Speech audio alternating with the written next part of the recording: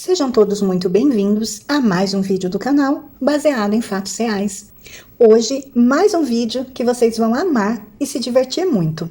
Mas antes de começarmos a viajar pela história de hoje, eu peço a vocês que deixem o like nesse vídeo, que me ajuda muito, impulsiona o canal, faz com que o YouTube entregue o conteúdo para outras pessoas, porque ele entende que o conteúdo é bom. Um comentário, um ponto, um emoji, ajuda muito também no engajamento do canal. Se você está aqui vendo os vídeos, mas ainda não se inscreveu, se inscrevam, ativem o sininho de notificação. Você que já é inscrito, verifica se seu sininho está ativado, se a inscrição está ok. E compartilhem com seus amigos, parentes, vizinhos, nas redes sociais. Peçam para eles virem até aqui conhecer as histórias e também se inscreverem no canal. Sem mais demoras, hoje nós vamos entrar na nossa máquina do tempo para viajar para uma história cheia de diversão e encantamento.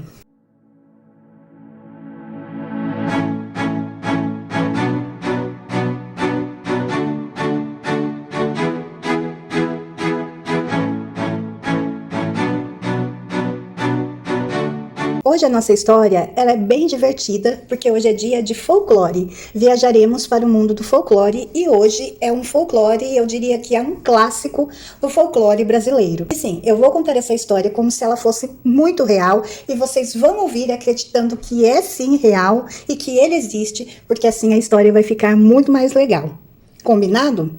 Hoje nós vamos conhecer a história, a lenda, o folclore do Saci. Sim, o Saci. Também conhecido como Saci Pererê, Saci Sererê, Matim Pererê, Matita Perê, Saci Sassurá e Saci Trique.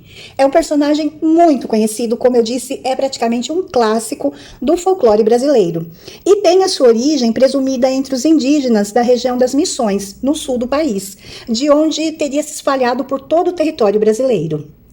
A figura do Saci surge como um ser maléfico, como somente brincalhão ou como gracioso, conforme as versões comuns ao sul. Os termos são importantes. Saci é oriundo do termo tupi, sa-ci. Matim pererê é oriundo do termo tupi, matim tapê-rê. O termo pererê é oriundo do termo tupi, pererê-cá, que significa ir aos saltos.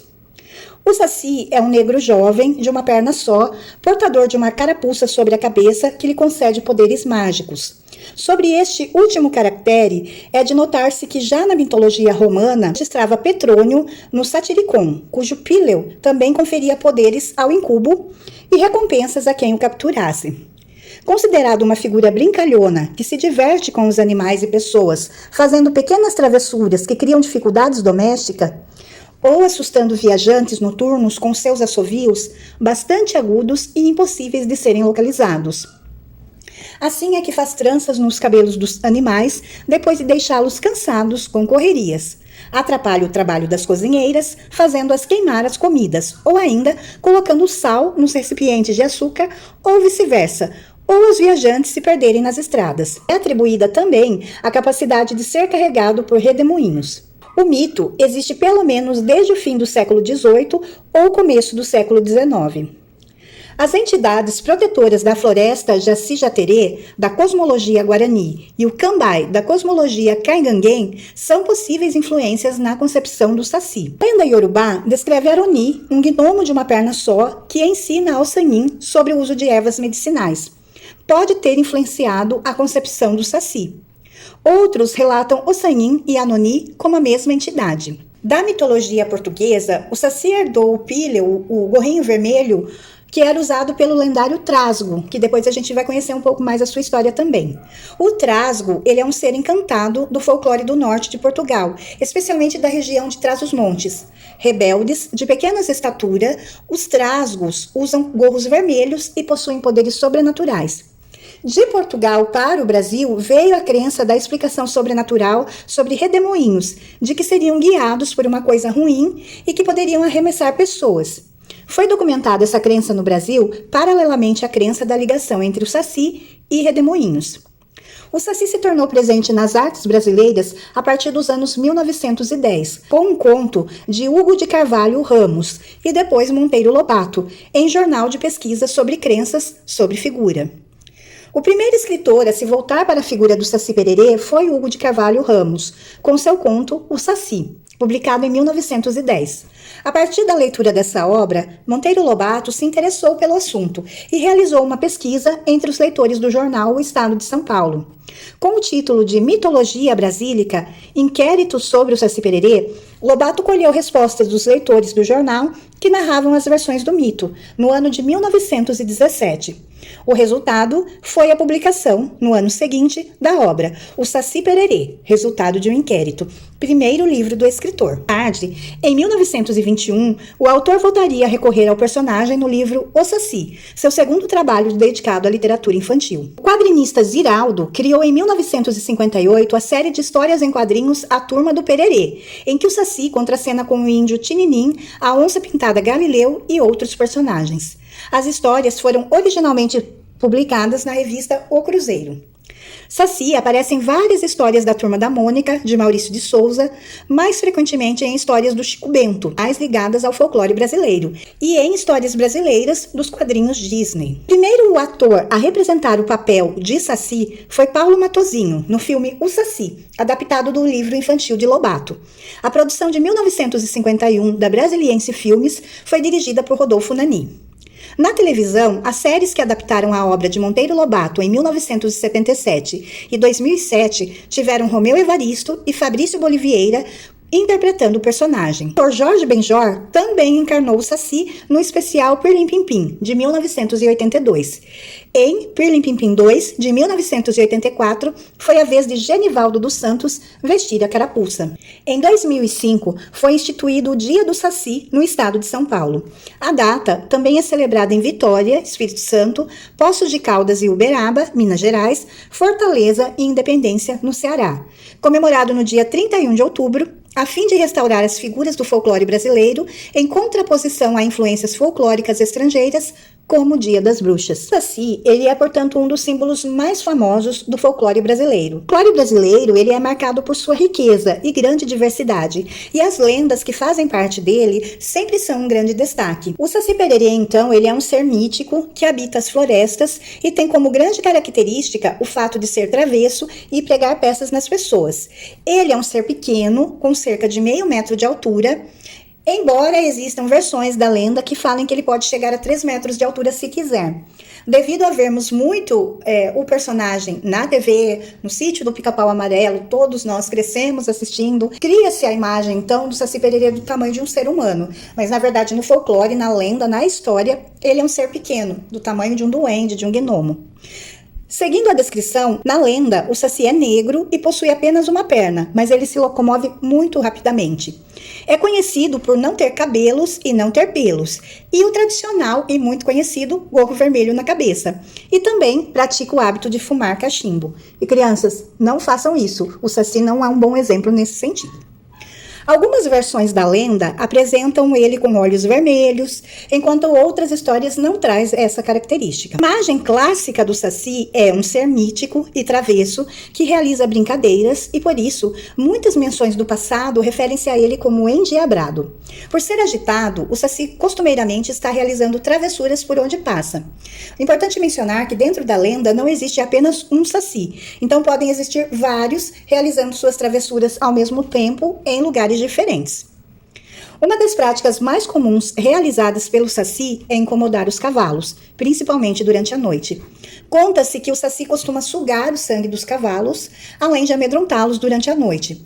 Então, sempre que os cavalos estiverem agitados à noite, é porque um Saci esteve por lá. Um sinal de que, de fato, um Saci tenha feito de suas travessuras com os cavalos são os nós e tranças que podem ser encontrados em suas crinas. O Saci também costuma incomodar os viajantes que encontra pela estrada.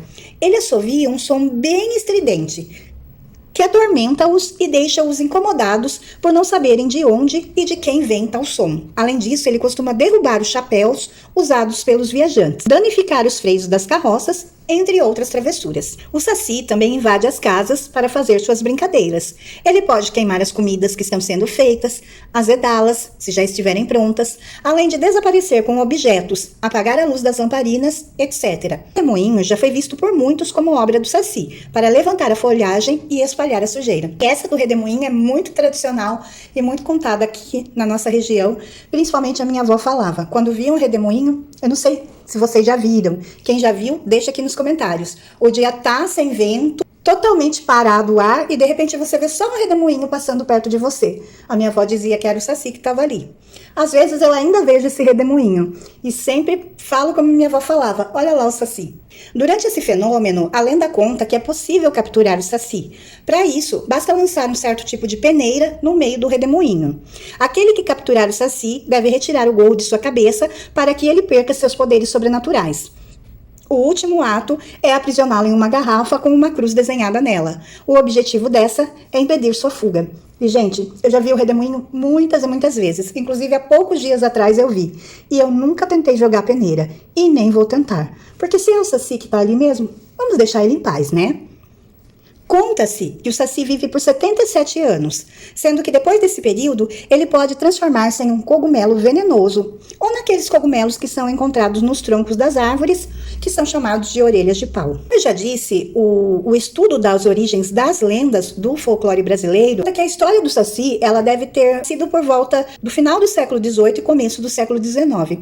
E isso porque não existem relatos sobre saci nos primeiros séculos do período colonial do Brasil, como existem de outras lendas, como, por exemplo, do Curupira, que é mencionado num relato de 1560.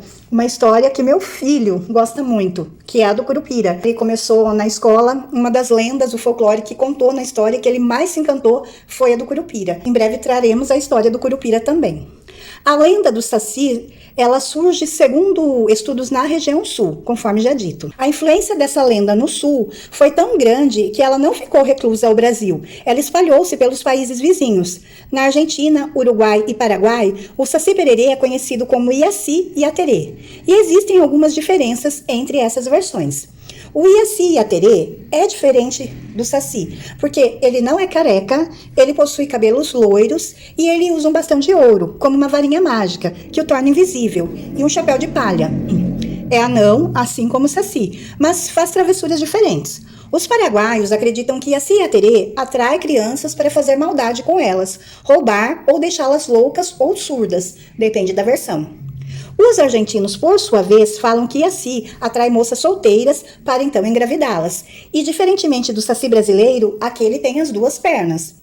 As diferenças entre as lendas são resultados das diferenças das culturas que influenciaram, então, a história, o folclore. A lenda do saci, como já citada, ela surge no sul do Brasil, ela se espalha por todo o território brasileiro, incorporando elementos de outras lendas regionais que apresentam seres com características parecidas, como a caipora, na região central do país, e o matinta pereira, na região norte, que também são folclores muito interessantes e que com o tempo a gente vai contar todas essas histórias aqui. O hábito de fumar que o saci possui é atribuído à influência das culturas indígena e africana, nas quais esse ato era comum.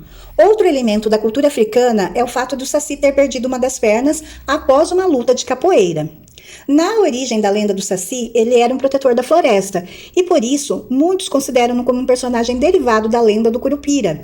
Na medida em que sua história espalhou-se, ela foi incorporando outros elementos que fazem parte do folclore de cada região e que podem ser oriundos de outras culturas. Até o começo do século XX, a lenda do saci é conhecida nos rincões do país. Através de Monteiro Lobato, ela ganhou nova importância e dimensão. Monteiro Lobato, ele é um escritor muito famoso e ele ficou muito famoso exatamente por ele ter criado uma das histórias infantis mais conhecidas do Brasil, que eu já citei aqui, e que ela acompanhou diversas gerações, crianças de diversas gerações, que é o Sítio do Pica-Pau Amarelo. O Sítio do Pica-Pau Amarelo. Como eu falei, em Portugal também existe uma lenda de um ser muito parecido com o saci, que é o trasgo. Como o zanganito, o fradinho de mão furada, o trasgo, ele também é um ser sobrenatural, parecido com uma pessoa de baixa estatura, que faz travessuras, principalmente de noite e dentro das casas humanas. Por vezes, relatos também os atribuem com gorros vermelhos na cabeça. Então, ou seja, é super parecido com o saci, porém o trasgo, ele é de Portugal. Trasgos, eles são criaturas da mitologia asturiana, cantábria e celta, com algumas lendas portuguesas. Na mitologia asturiana, o trasgo tem outros nomes, sendo eles Trasno, Comim, Chuan dos Caminhos ou Gorretim Coloral. Os trasgos entram nas casas à noite quando todos estão dormindo. Quando ele está de mau humor, ele quebra objetos, assusta o gado, revira baús e derrama água, mas não causa nenhum dano material grave. Quando tratados bem, eles fazem as tarefas enquanto todos estão dormindo. Segundo algumas lendas portuguesas, os trasgos são pequenas almas penadas, crianças que não foram batizadas, que retornam para pregar peças, fazer brincadeiras. Por este motivo, o trasgo também pode significar uma aparição fantástica, um espírito, diabrete, gênio, duende e, em sentido figurado, pessoa traquina. No concelho de Vimioso, em Portugal, ainda há ruínas de um velho moinho dos trasgos. Na mitologia asturiana, o trasgo é representado por um duende doméstico, avesso e nervoso. Algumas vezes é representado por um homem diminuto, que manca de uma perna direita e tem a pele escura. Usa roupas vermelhas e um gorro vermelho. Tem um buraco na mão esquerda e muitas vezes é descrito com chifres, caudas, orelhas de carneiro ou pernas longas. Na mitologia cantábria, o trasgo é representado por um pequeno duende com rosto preto e olhos verdes que habita as florestas. Devido ao fato dele ter de se esconder dos humanos, sua roupa é de folhas, de árvores e musgo. Sua principal atividade é zombar de pessoas e realizar brincadeiras, especialmente meninas que estão envolvidas em uma atividade específica, como pastoreio. Na mitologia celta, o trasgo tem baixa estatura, usa gorro vermelho e possui poderes para pregar peças. Os trasgos têm um ego muito grande. Eles acham que são capazes de fazer tudo. Eles têm medo de goblins. Então, muito parecido com o nosso Saci mesmo, e uma lenda também bem legal do trasgo, né? Que praticamente é uma cópia do Saci, com algumas pequenas diferenças. E essa foi a nossa história de hoje, o nosso vídeo. Hoje é dia de folclore, então contamos folclore super tradicional. Conhecemos algumas curiosidades, surge no folclore brasileiro e conhecemos também curiosidades sobre alguns outros tipos de saci, como por exemplo o trasgo. Uma viagem muito legal hoje, né? É sempre muito gostoso contar histórias do folclore brasileiro e de outras partes do mundo também. Folclore é sempre muito legal. E como eu disse a vocês, vamos fazer de conta que é verdade, porque assim a história fica muito mais divertida e o vídeo fica muito mais divertido. Deixem aqui nos comentários as suas histórias. Se você tem alguma história do Saci, alguma história que seus avós contavam, que seus bisavós contavam, é sempre muito interessante conhecermos. A história vai ficando por aqui, o vídeo vai ficando por aqui. Eu espero de coração que vocês tenham gostado de mais esse vídeo. Não esqueçam de deixar o like, de se inscrever no canal e de voltar aqui para as nossas próximas histórias. Fiquem todos na paz, um super beijo e até a próxima!